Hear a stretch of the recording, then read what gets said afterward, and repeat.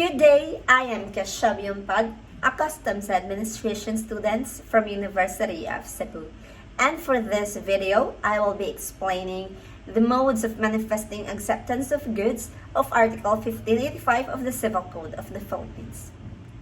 The Article 1585 states that the buyer is deemed to have accepted the goods when he intimates to the seller that he has accepted them, or when the goods have been delivered to him, and he does in any act in relation to them which is inconsistent with the ownership of the seller, or when, after the lapse of a reasonable time, he retains the goods without intimating to the seller that he has rejected them. So, as we all know, that the buyer has two obligations, the buyer or the vendee. So the first one is that he is obliged to accept the delivery, and the second one is to pay the price of that particular product, of course. So we actually have here two modes of manifesting acceptance of goods. We have here the one called implied and the other is called express. So for the express and implied, actually it has been stated already in the Article 1585, but let me elaborate it for you to understand more the Article 1585. So as what I've said, that we have here two modes, the express and the implied. So let's have the express first. So for the express, the buyer intimates to the seller either verbally or in writing that he has accepted the goods. So let's say, for example, that I am a buyer, or I am the vendee, and I bought something from Mr. A.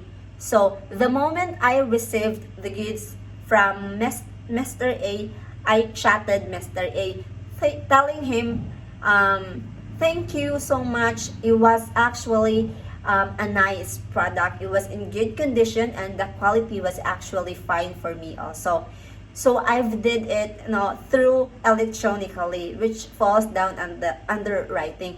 Now let's say, for example, that you bought something or you ordered something in your neighbor, and then it took 5 days for the product to be shipped. And then the moment you received the product, you eventually went to your neighbors saying that you've already accepted the product because it was delivered, it was delivered from one of his children, and you are very thankful to him because it was actually in good condition also.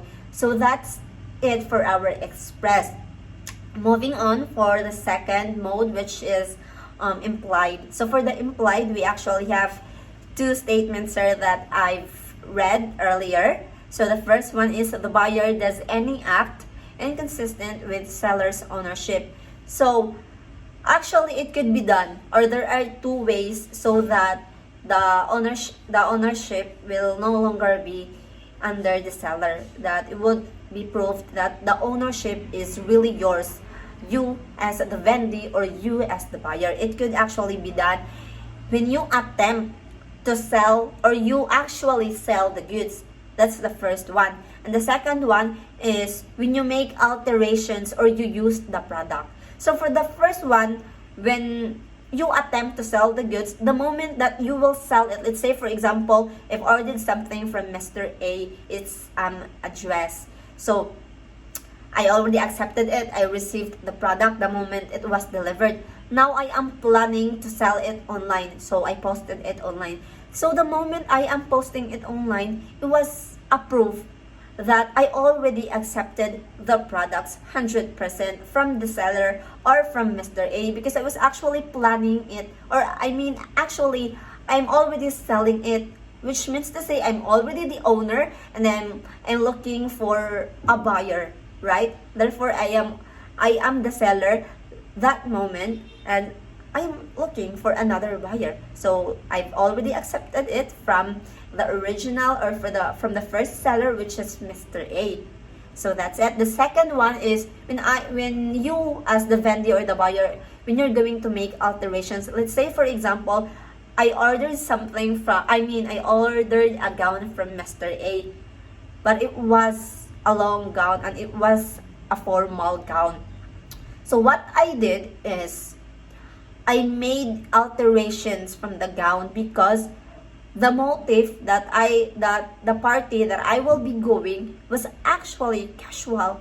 So what I did is I made alterations from the gown. I cut some parts of the gown so that it won't be that formal anymore.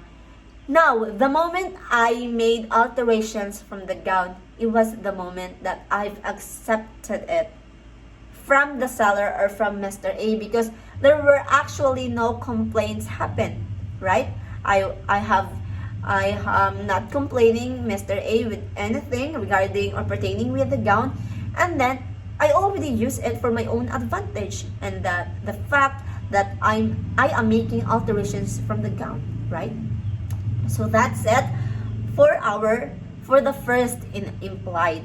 For the second one, we have the buyer retains goods beyond a reasonable time without intimating his rejections. Let's say, for example, I ordered something from my good friend, and then I've already received the product. But yeah, I actually saw the product already, and it was in good condition, it was in good quality, but I've never used it since the day I've received it, but it was in my hands already. And then it was already a couple of weeks from the moment that I received the product. So it means to say that I already accepted the product because the product was already in my own hands for a couple of weeks, and I have no complaints. It only means that I did not reject the product because it was actually in my own hands, right? So those are our modes of manifesting acceptance of goods. So that's it for the Article 1585 of the Civil Code of the Philippines. I hope that you will learn something out from this video. Thank you so much.